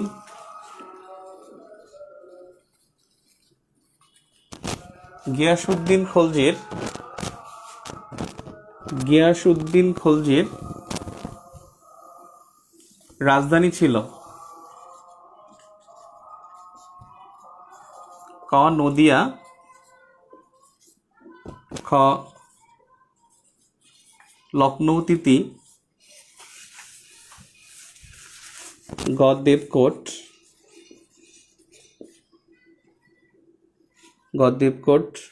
হ্যাঁ এই তিনটার মধ্যে তাহলে তার রাজধানী ছিল লখনৌ তিতি, দেবকোট ছিল বখতিয়ারের,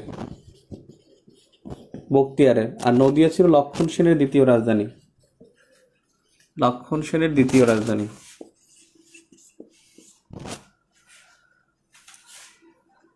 নাম্বার 3,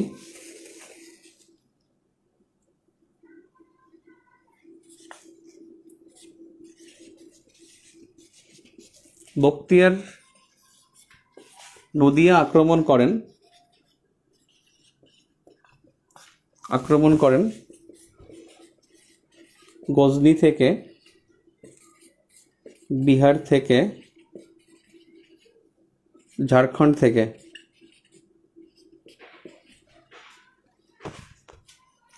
তিনি গজনিতে আগমন করছেন 1195 সালে, আর বিহার আক্রমণ করছে 1203 সালে। আর নালন্দা বিহার জয় করছেন, নালন্দা বিহার এটা ধ্বংস করছেন তিনি 1193 সালে। আর ঝাড়খণ্ড হয়ে তিনি নদিয়া আক্রমণ করেন। বখতিয়ার ঝাড়খণ্ড হয়ে নদিয়া আক্রমণ করেন।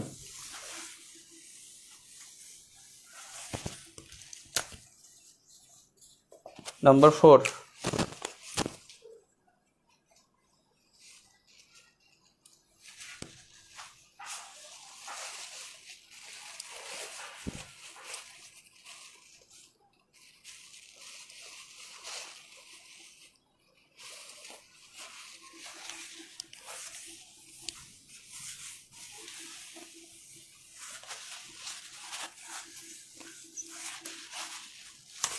নাম্বার 4 একটা প্রশ্ন,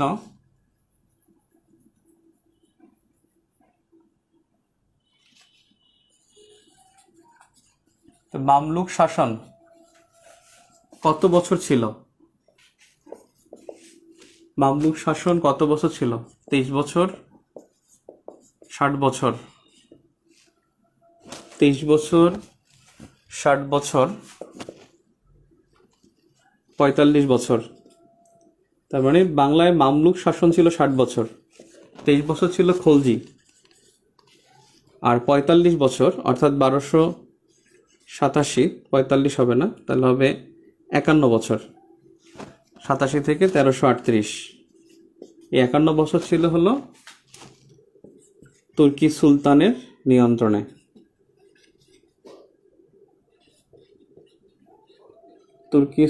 নিয়ন্ত্রণে।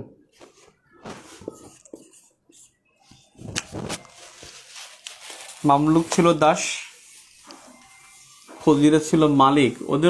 ওরাও দাস, ওরা কর্মচারী আর কি, ওরাও কর্মচারী ছিল খলজি মালিকরা। ওকে, লাস্ট কোয়েশ্চেন, সেটা হলো জিয়াউদ্দিন বারানি,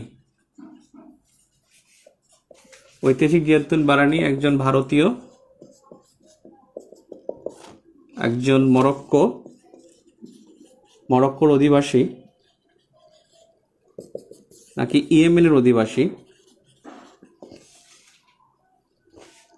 নাকি আফগান? জিয়াউদ্দিন বারানি একজন ভারতীয় ঐতিহাসিক ছিল, মরক্কোর অধিবাসী ছিল হলো ইবনে বতুতা ছিল মরক্কোর অধিবাসী, ইয়েমেনের অধিবাসী ছিল হলো হজরত শাহজালাল, আর জন্মসূত্রে আফগান ছিল বখতিয়ার জন্মসূত্রে আফগান।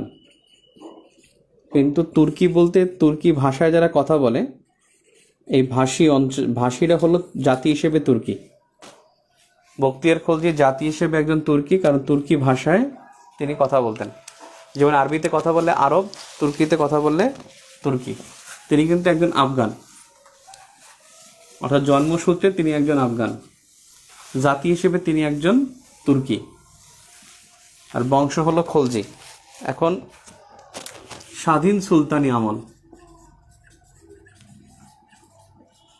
স্বাধীন সুলতানি আমল 1338 থেকে 1538।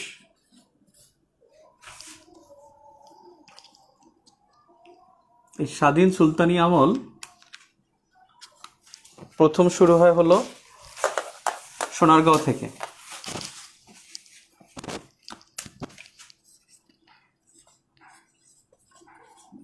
বহরম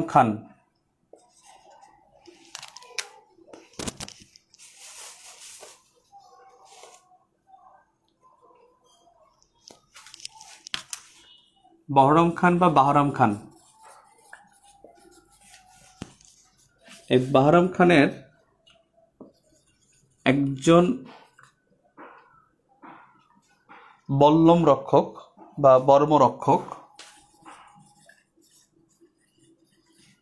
বর্মরক্ষক ছিলেন ফকরা। একজন বর্মরক্ষক ছিলেন ফকরা।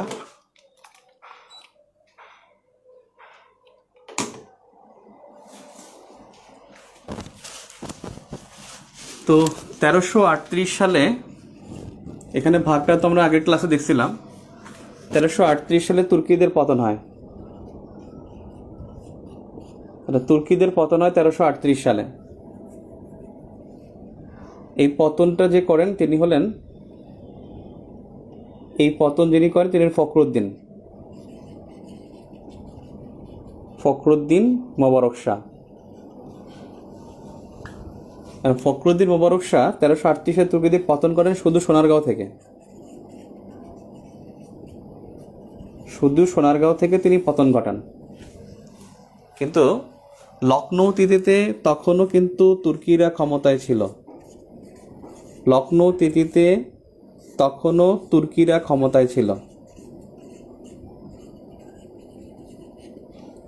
তিতি যেটা বর্তমানে গৌড়, এখানে তুর্কিরা ক্ষমতায় ছিল এই 1338 সালে। এই লখনৌ তিতি সুলতানিদের দখলে আসে 1342 সালে।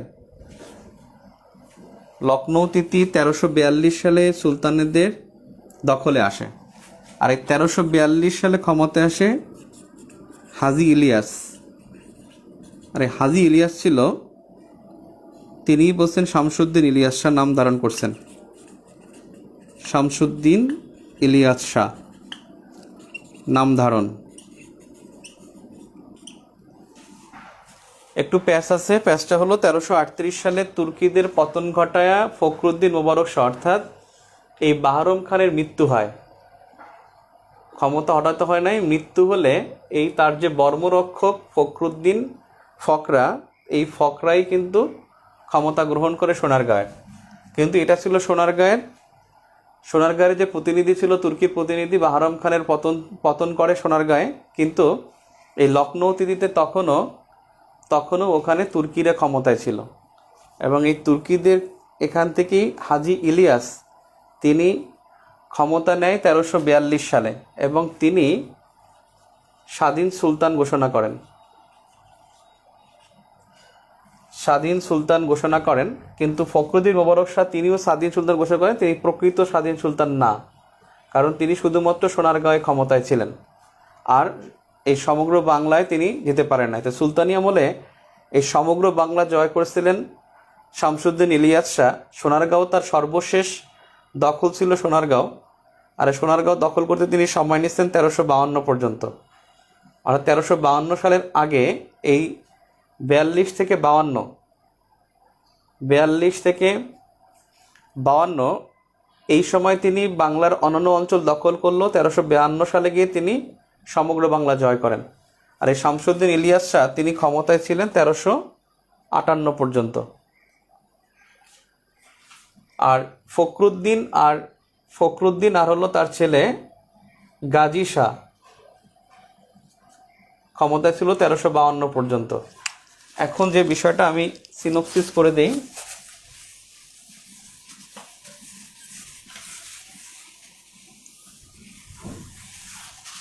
অর্থাৎ ফখরুদ্দিন, মোবারক শাহ ও শাহ গাজী, এই দুজন ক্ষমতায় ছিল 1338 থেকে 1352 পর্যন্ত।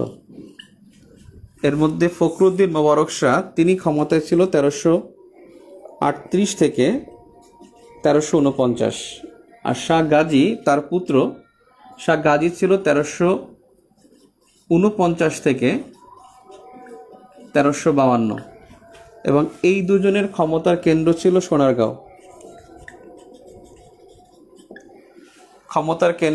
সোনারগাঁও। আর এদিকে 1342 সালে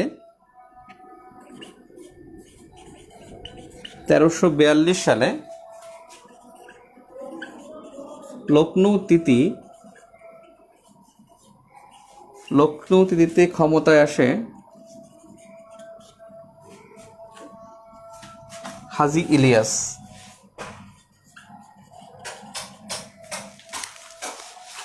লখনৌ তিতিতে ক্ষমতায় আসে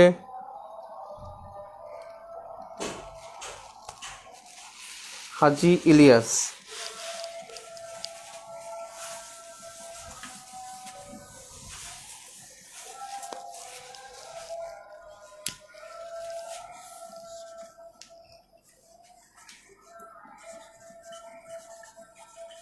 ইলিয়াস শাহী বংশ প্রতিষ্ঠিত হয় 1342 সালে আর শেষ হয় 1411 সালে।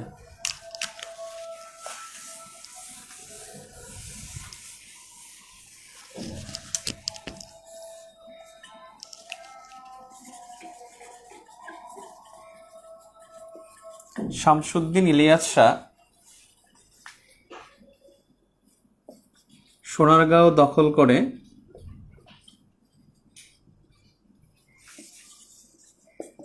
1352 সালে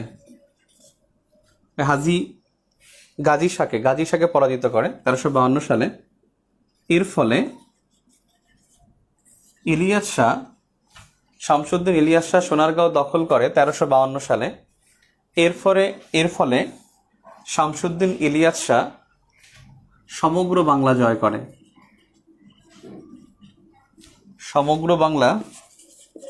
করে।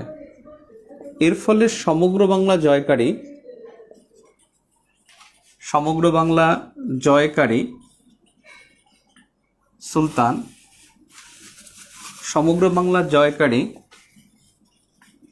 স্বাধীন সুলতান এই শামসুদ্দিন ইলিয়াস শাহ সমগ্র বাংলা জয়কারী প্রথম স্বাধীন সুলতান। আর সমগ্র বাংলা জয় করতে ফখরুদ্দিন পারেন নাই, তিনি প্রথম প্রকৃত স্বাধীন সুলতান শামসুদ্দিন ইলিয়াস শাহ, এবং তিনি প্রকৃত স্বাধীন সুলতান, সমগ্র বাংলা জয়কারী প্রথম স্বাধীন সুলতান। এবং এই শামসুদ্দিন ইলিয়াস শাহ তিনি বাংলার নাম দেন বাঙ্গালা। এর আগে বাংলার নাম ছিল কিন্তু লক্ষণাতীতি, এটাই বাংলার নাম ছিল। লখনৌ তিতি এটাই বাংলার নাম ছিল, আর তিনি বাংলার নাম দেন বাঙ্গালা। আর তাই তার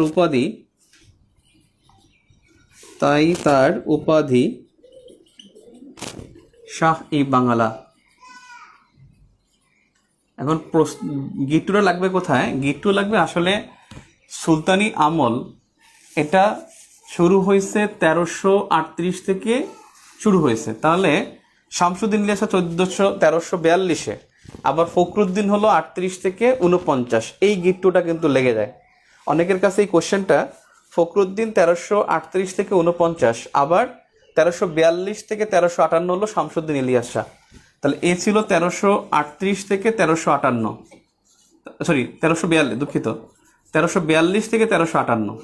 তাহলে কেমনে হয়? কারণ তিনি ছিল লখনৌতিতে, তিনি সোনারগাঁও দখল করেন নাই। সোনারগাঁও দখলে ছিল হলো ফখরুদ্দিন মোবারক শাহের, অর্থাৎ সুলতানি আমলের মধ্যে দুজনের মধ্যে বিরোধ ছিল। সুলতানি আমল, দুজনই সুলতানি আমলের, কিন্তু একজন ছিল লখনৌতিতে দখল করে রাখছে একটা গোষ্ঠী, আর একটা হলো সোনারগাঁও দখল করে রাখছে। এরপরে শামসুদ্দিন ইলিয়াস শাহ যখন সমগ্র বাংলা জয় করে, তখনই তিনি সমগ্র বাংলার প্রকৃত স্বাধীন সুলতান হয়। এবং প্রকৃত স্বাধীন সুলতান বললে শামসুদ্দিন ইলিয়াস শাহ, আর প্রথম স্বাধীন সুলতান বললে হবে ফখরুদ্দিন মোবারক শাহ। আর ইলিয়াস শাহী বংশের শাসন সেটা হলে 1411 পর্যন্ত হয়। 1342 থেকে 1411 ইলিয়াস শাহী বংশ। এখন এই শামসুদ্দিন ইলিয়াস শাহ তিনি কিন্তু তার রাজধানী স্থাপন করছিল ফিরোজাবাদে। ফিরোজাবাদে তিনি তার রাজধানী স্থাপন করেন। এই শামসুদ্দিন ইলিয়াস শাহ তার বেশ কয়েকটি দক্ষতার মধ্যে একটা গুরুত্বপূর্ণ দক্ষতা হলো তিনি এই বাংলার নাম দিয়েছেন বাঙালা, এজন্য তিনি পেয়েছেন শাহী বাংলা খেতাব। আর এখানে দুইটা তথ্য জানবেন ফখরুদ্দিন সম্পর্কে, ফখরুদ্দিন মোবারক শাহ সম্পর্কে দুইটা তথ্য জানতেই হবে। এবং তিনি প্রথম কিন্তু সোনারগাঁয়ে রাজধানী স্থাপন করেছেন। এই ফখরুদ্দিন সম্পর্কে দুটি তথ্য, তিনি প্রথম চট্টগ্রাম জয় করেন। তিনি প্রথম চট্টগ্রাম জয় করেন। জয় করেন মানে বাংলার অন্তর্ভুক্ত করেন, এটা আগে আরাকানের অন্তর্ভুক্ত ছিল। নাম্বার 2, তিনি চাঁদপুর থেকে চট্টগ্রাম পর্যন্ত মহাসড়ক করেন। চাঁদপুর থেকে চট্টগ্রাম মহাসড়ক করেন। আর তিনি ফকরা নামে মুদ্রা চালু করেন। ফকরা নামে মুদ্রা চালু করেন।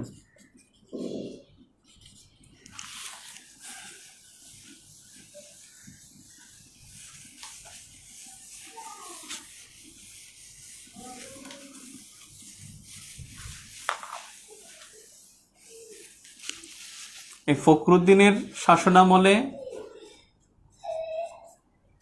তিনটা তথ্য, তিনি প্রথম চট্টগ্রাম জয় করেন, চাঁদপুর থেকে চট্টগ্রাম মহাসড়ক করেন, ফকরা নামে মুদ্রা চালু করেন। আর গাজী শাহ ইনি ক্ষমতায় ছিল 1349 থেকে 1352। তিনিও নিজ নামে মুদ্রা চালু করেন। নিজ নামে মুদ্রা চালু,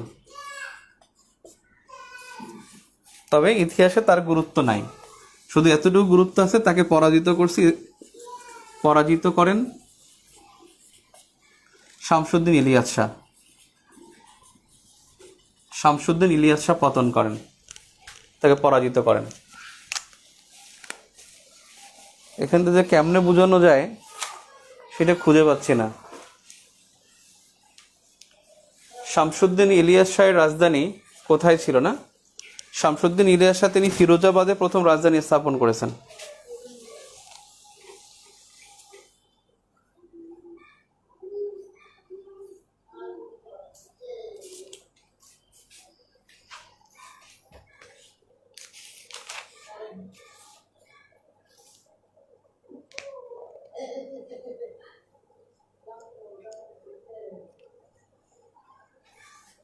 প্রথম ফিরোজাবাদের রাজধানী স্থাপন করছেন, তারপরে হলো ওই ফিরোজাবাদী রক্ষণাবোধ, ওইটাই গৌর।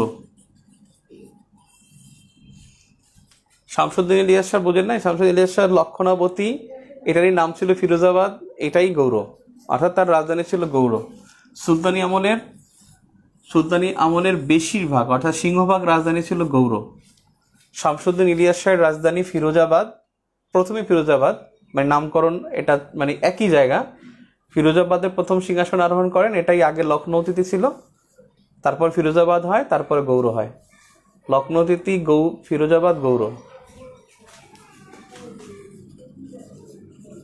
লখনৌতিতি এটাই কিন্তু গৌর, এটাই অল্প সময়ের জন্য ফিরোজাবাদ নাম ছিল, ফিরোজাবাদ। ওই যে ফিরোজ, ওই যে শামসুদ্দিন ফিরোজ শাহ, এই জন্য ফিরোজাবাদ নামকরণ করছিল সে লখনৌতিতে। ওই ফিরোজাবাদের নাম চেঞ্জ করে আবার গৌর হয়।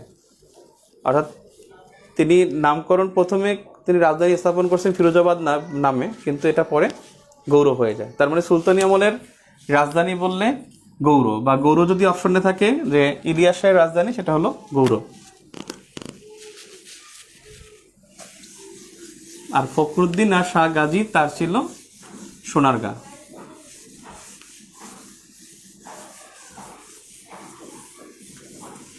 এই সোনারগাঁ বা সাতগাঁও, মানে সাতগাঁ তো পথে, সোনারগাঁও যে দখল করছে কিন্তু তুগরিল খান।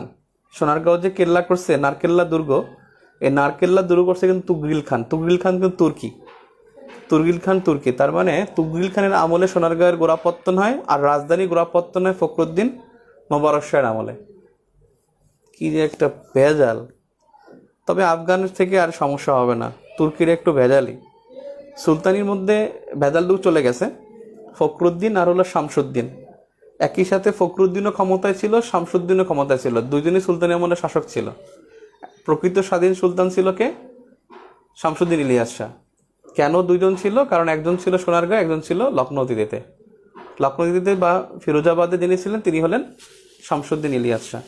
আর এই ফিরোজাবাদী শামসুদ্দিন ইলিয়াস শাহী 1352 সালে চট্টগ্রাম জয় করে সমগ্র বাংলার সুলতান হন। আর এর আগে মানে ফখরুদ্দিন এদিকে আসেন নাই, তিনি গেছেন কোথায়? তিনি সোনারগাঁও থেকে চাঁদপুর ওদিকে চট্টগ্রাম ওইটা জয় করছেন, সে কিন্তু আর এইদিকে আসেন নাই। আর শামসুদ্দিন ইলিয়াস শাহ ওখান থেকে জয় করে এদিকটা আসছেন। এদিকটা এসে ওই গাজী শাহকে পরাজিত করে সমগ্র বাংলা জয় করে বাংলার নাম দিয়েছে বাঙালা। 1352 সাল থেকেই এই বাংলার নাম বাঙালা হয়। এজন্য প্রশ্ন যদি আসে বাংলার নাম বাঙালা কে করেন? শামসুদ্দিন ইলিয়াস শাহ। বাংলার নাম বাঙালা কোন আমলে হয়? সুলতানি আমলে হয়।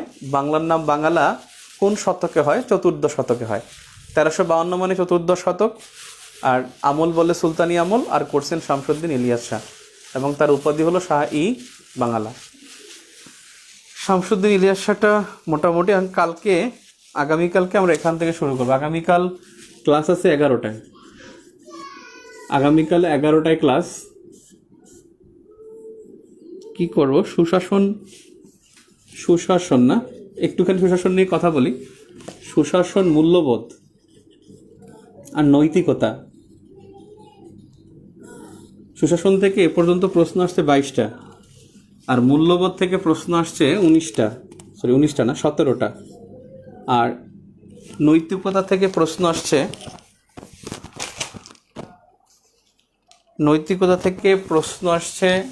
14টা। নৈতিকতা থেকে প্রশ্ন আসে 14টা। 22 আর 17, 39, 39 আর 14 হলো 53। 60টি প্রশ্নের মধ্যে গত 6টা বিসিএসে 35, 36, 37, 38, 40 এবং 41 এখানে সুশাসন আসছে। স্পেশাল বিসিএসে সুশাসন আসে না।